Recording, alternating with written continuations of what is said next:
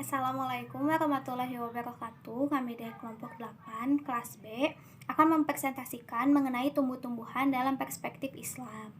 Yang pertama ada anggota kelompok, yaitu ada saya Nadila Syahsyahadah, lalu ada Devi Nur Aini dan juga ada Fuja Cahyani.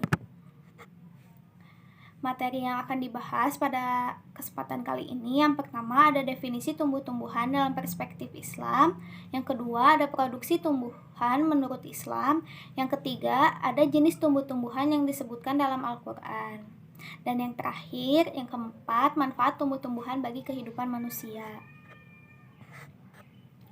Yang pertama, definisi tumbuh-tumbuhan dalam perspektif Islam. Tumbuhan merupakan salah satu makhluk hidup ciptaan Allah Subhanahu wa Ta'ala yang memiliki banyak sekali manfaat. Tumbuh-tumbuhan dapat memunculkan beberapa zat untuk dimanfaatkan oleh makhluk hidup lainnya. Misalnya mulai dari beberapa vitamin-vitamin, beberapa minyak, dan masih banyak lagi yang lainnya. Allah Subhanahu wa Ta'ala berfirman dalam Quran surat Al-An'am ayat 99, yang artinya, dan dialah yang menurunkan air dari langit, lalu kami tumbuhkan dengan air itu segala macam tumbuh-tumbuhan, maka kami keluarkan dari tumbuh-tumbuhan itu tanaman yang menghijau. Kami keluarkan dari tanaman yang menghijau itu butir yang banyak, dan dari moyang kurma mengurai tangkai-tangkai yang menjulang dan kebun-kebun anggur, dan kami keluarkan pula zaitun dan delima yang serupa dan yang tidak serupa. Perhatikanlah buahnya pada waktu berbuah dan menjadi masak. Sungguh pada yang demikian itu ada tanda-tanda kekuasaan Allah bagi orang-orang yang beriman. Tumbuhan di bumi ini diciptakan oleh Allah itu secara berpasang-pasangan, ada yang jantan, ada pula yang betina, sesuai dengan Al-Quran surat Yasin ayat 36. Yang artinya Maha suci Tuhan yang telah menciptakan pasangan-pasangan semuanya, baik dari apa yang ditumbuhkan oleh bumi dan dari diri mereka maupun dari apa yang tidak mereka ketahui. Tumbuhan seringkali disebut sebagai anugerah khusus bagi manusia.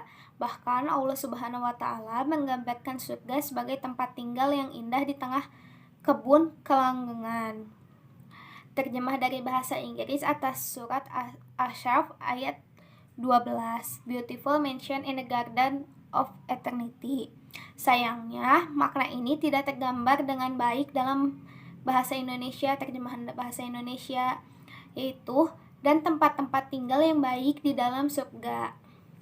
Orang-orang yang percaya kepada Tuhan dan mengucapkan perkataan-perkataan yang baik adalah manusia-manusia dambaannya, yang diibaratkan olehnya seperti pohon, seperti firman Allah Subhanahu wa Ta'ala dalam Al-Quran surat Ibrahim ayat 24 dan 26 sampai 26, yang artinya, tidakkah kamu memperhatikan bagaimana Allah telah membuat perumpamaan kalimat yang baik seperti pohon yang baik, akarnya teguh dan cabangnya menjulang ke langit. Pohon itu menghasilkan buah pada setiap waktu dengan seizin Tuhannya. Dan Allah membuat perumpamaan itu untuk manusia supaya mereka selalu ingat. Dan perumpamaan bagi kalimat yang buruk seperti pohon yang buruk, yang telah dicabut akar-akarnya dari permukaan bumi, tidak dapat tetap tegak sedikit pun. Lebih dari itu, sesungguhnya tumbuhan juga seringkali dihubungkan dengan air, misalnya pada saat permulaan evolusi bumi. Al-Quran menyatakan, yang artinya darinya dia pancarkan air mata dan ditumbuhkan tumbuh-tumbuhan. Surat An-Naziat ayat 31. Yang kedua ada produksi tumbuhan menurut Islam. Tumbuhan merupakan makhluk hidup dan setiap jenis makhluk hidup mempunyai siklus hidup. Siklus hidup pada tumbuhan seperti pada firman Allah sebagai berikut, yang artinya, sungguh Allah yang menumbuhkan butir padi-padian dan biji kurma, dia mengeluarkan yang hidup dari yang mati dan mengeluarkan yang mati dari yang hidup. Itulah kekuasaan Allah Subhanahu wa Ta'ala. Maka mengapa kamu masih berpaling? Surat Al-An'am ayat 95. Ayat di atas berbicara mengenai biji tumbuhan yang persoalan yang hidup dari yang mati dan yang mati dari yang hidup dalam perspektif ilmu pengetahuan, hal-hal tersebut dapat diinterpretasikan sebagai berikut. Yang pertama, interpretasi ayat pertama. Ayat ini hendak menegaskan bahwa pencipta bukanlah suatu kebetulan. Yang kedua, interpretasi kedua, yaitu ayat ini hendak menjadikan biji sebagai contoh dalam pengaturan antara hidup dan mati yang terus bergulir. Lalu proses perubahan biji menjadi kecambah dan selanjutnya menjadi tanaman muda yang tidak luput dari perhatian Al-Quran. Umumnya pembicaraan tentang hal ini dalam Al-Quran dimulai dari peran air hujan dalam menghidupkan tanah yang mati, yang itu terlihat pada beberapa ayat Al-Quran, diantaranya dalam Quran Surat Al-Furqan ayat 48-49 yang artinya, dan dialah yang meniupkan angin sebagai pembawa kabar gembira sebelum kedatangan rahmatnya atau hujan, dan kami turunkan dari langit air yang sangat bersih agar dengan air itu kami menghidupkan negeri yang mati, tandus, dan kami memberi minum kepada sebagian apa yang telah kami ciptakan berupa hewan-hewan ternak dan manusia yang banyak. Banyak produk yang dapat dihasilkan secara tidak langsung alias produk turunan dari tumbuhan. Sebut saja karet alam, kapur, tuak, madu, dan banyak lagi. 4 diantaranya disebutkan dalam Al-Quran, yaitu ada homar atau anggur, makanan yang dikonsumsi bangsa Israel saat mengembara di Gurun Sinai, itu ada kafur dan madu. Lalu ada mana. Yang pertama itu ada homar. Dalam rangkaian ayat-ayat yang secara bertahap menerangkan keharaman konsumsi homar. Ayat pertama adalah surat Al-Baqarah ayat 219. Setelah itu turunlah ayat berikutnya yang secara substansial sudah lebih mengarah ke pengharaman homar bagi kaum muslim, meski larangan itu masih bersifat temporer, yaitu ketika seorang muslim hendak melakukan sholat. Surat An-Nisa ayat 43. Kemudian turunlah ayat berikutnya yang merupakan deklarasi final atas haramnya minuman homar bagi kaum muslim, yaitu Quran Surat Al-Maidah ayat 90-91. Yang kedua itu ada mana. Dalam perjanjian lama, mana dideskripsikan sebagai semacam biji koriander, tanaman semak yang dimanfaatkan sebagai bumbu atau bahan obat. Warna putih yang memiliki rasa mirip roti kering yang sudah dilapisi madu. Kata mana disebutkan 3 kali dalam Al-Quran. Semuanya berkaitan dengan kisah pengembaraan bangsa Israel, yaitu dalam Al-Quran surat Al-Baqarah ayat 57, Al-Quran surat Al-A'raf ayat 160, dan Al-Quran surat Toha ayat 80. Produk yang dapat dihasilkan dari tumbuhan selanjutnya yaitu kafur. Kata kafur disebutkan 1 kali dalam Al-Quran, yaitu pada Quran Surat Al-Insan ayat 5 yang artinya, sungguh orang-orang yang berbuat kebajikan akan minum dari segelas berisi minuman yang campurannya adalah air kafur. Ayat ini menyebutkan bahwa kafur adalah nama sebuah mata air di surga yang airnya berwarna putih, berbau wangi, dan memiliki rasa yang enak. Dari sinilah kemudian sebagian ulama percaya bahwa benda ini berasal dari dunia lain, tetapi tidak sedikit pula pengamat dan ulama yang mengatakan bahwa kafur adalah nama produk yang dihasilkan oleh sejenis pohon. Uraian berikut menunjukkan bahwa kata kafur menunjuk pada 2 produk yang berbeda. Yang pertama adalah sebagai campuran untuk makanan dan minuman, sedangkan yang kedua lebih berperan sebagai bahan obat luar yang mengandung racun. Yang keempat yaitu madu. Madu diperoleh dari aktivitas lebah madu. Allah mengabadikan lebah madu dan hasilnya dalam firman Allah Quran Surat An-Nahl ayat 68-69. Selanjutnya ada jenis-jenis tumbuh-tumbuhan yang disebutkan di dalam Al-Quran. Jenis tumbuh-tumbuhan yang disebutkan di dalam Al-Quran antara lain, yang pertama ada delima atau aruman. Aruman alias buah delima atau dalam bahasa Latin disebut Punica granatum, disebut sebanyak 3 kali di dalam Al-Quran, yaitu pada Quran Surat Ar-Rahman ayat 68, A'udzubillahi minasyaitonirrajim. Bismillahirrohmanirrohim. Fihima fakihatu wa nakhlu wa rumman, yang artinya di dalam kedua surga itu ada buah-buahan, kurma dan delima. Selain itu terdapat pula di dalam Quran Surat Al-An'am ayat 99 dan Quran Surat Al-An'am ayat 141. Yang kedua ada buah zaitun. Zaitun adalah salah satu tumbuhan perdu yang jenis-jenisnya tersebar di kawasan sekitar Laut Tengah. Dalam Al-Quran, buah zaitun disebut dalam beberapa surat, yaitu Quran Surat Al-Mu'minun ayat 20 yang artinya, dan kami tumbuhan pohon zaitun yang tumbuh dari Gunung Sinai yang menghasilkan minyak dan bahan pembangkit selera bagi orang-orang yang memakan. Selain itu terdapat pula dalam Quran Surat Al-An'am ayat 99, Quran Surat Al-An'am ayat 141, Quran Surat An-Nahl ayat 11, dan Quran Surat At-Tin ayat 1. Yang ketiga ada buah tin. Buah tin atau ara disebutkan satu kali saja dalam Al-Quran, yaitu pada Surat At-Tin ayat 1-4. Dari surah tersebut berbunyi, Wattini wazzaitun waturi sinin wahazal baladil amin laqad khalaqnal insana fi ahsani taqwim, yang artinya demi buah tin dan buah zaitun, demi gunung Sinai, dan demi negeri Mekah yang aman ini, sungguh kami telah menciptakan manusia dalam bentuk yang sebaik-baiknya. Yang keempat ada pohon kurma. Pohon kurma atau dalam bahasa Latin Phoenix dactylifera termasuk dalam suku Arecaceae yang terdiri dari beratus jenis.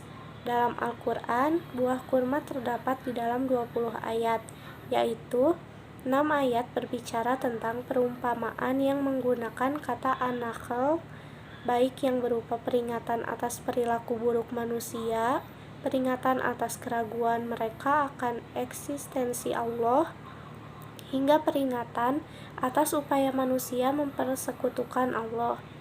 6 ayat tersebut antara lain terdapat dalam Quran Surat Al-Baqarah ayat 266, Quran Surat Al-Isra ayat 89-91,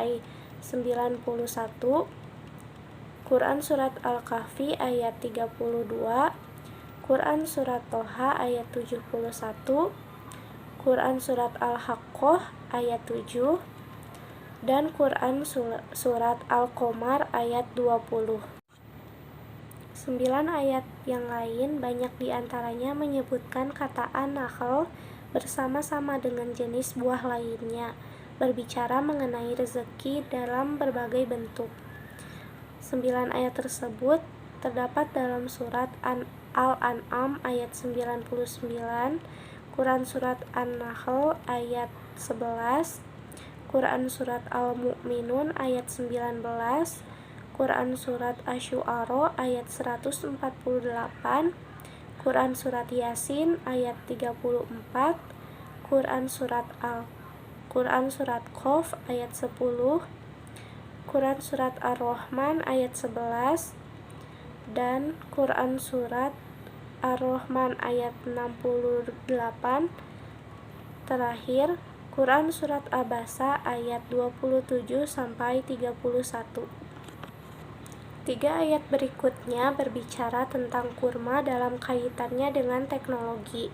Teknologi yang dimaksud adalah fermentasi bahan alami menjadi minuman beralkohol, yaitu dalam Quran Surat An-Nahl ayat 67, dan adanya varietas dalam tanaman berdasarkan unsur yang terkandung di dalam tanah dan diekspresikan dalam bentuk rasa buah yang berbeda, yakni pada Quran Surat Al-An'am ayat 141 dan Quran Surat Ar-Ra'd ayat 4. 2 ayat terakhir menyebutkan kata an-nakhl dalam kaitannya dengan kisah Maryam ketika melahirkan Nabi Isa alaihi salam, yaitu pada surat Maryam ayat 23 dan Quran surat Maryam ayat 25. Yang kelima ada anggur. Anggur atau al-inab, baik sebagai buah maupun hasil olahannya disebutkan sebanyak 11 kali di dalam Al-Quran. Umumnya penyebutan itu mengindikasikan rezeki yang dikaitkan dengan berbagai hal, seperti perumpamaan, perkembangan teknologi, dan permisalan atas perbuatan mereka.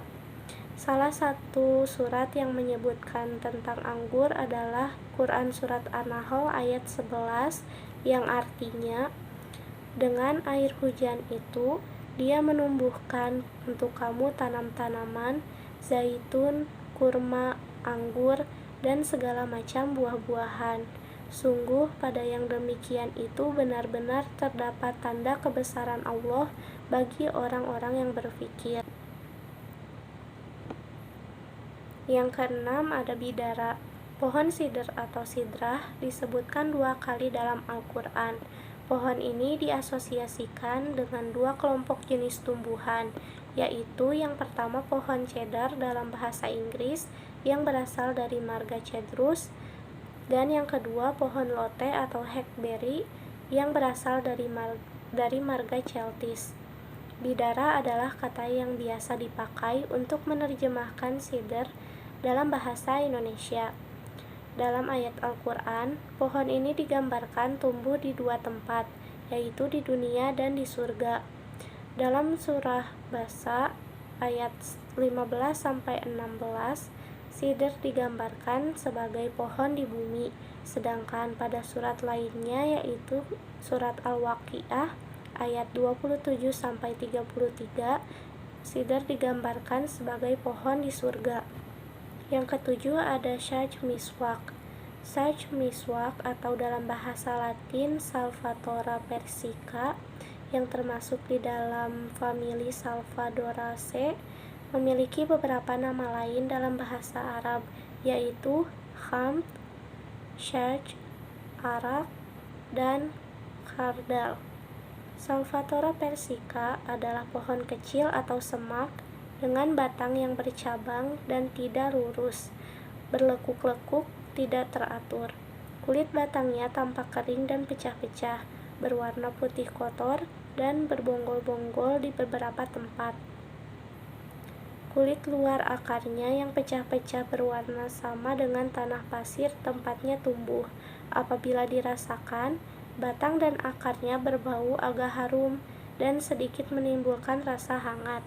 Pohon ini disebut 1 kali di dalam Al-Quran, yaitu pada surat Basa ayat 16 bersama-sama dengan pohon sidr atau cedrus dan asal atau tamarix. Yang kedelapan ada pohon asl atau tamarix apila. Pohon asl yang dalam bahasa Arab kadang disebut juga dengan tarfa, bik, farik, tarfa, ubal, dan gaz adalah nama untuk beberapa jenis marga tamarix yang termasuk suku Tamaricaceae. Salah satunya adalah tamarix apila yang perawakannya berupa pohon kecil atau semak. Tumbuhan ini memiliki akar yang kuat dan menghujam sangat dalam, mencapai kedalaman 20 kaki. Dalam Al-Quran, tepatnya pada ayat yang telah disebutkan sebelumnya yaitu surat Abasa ayat 15-16, pohon ini dikaitkan dengan banjir bandang di negeri kaum Saba di Yaman, yaitu pada tahun 542 Masehi.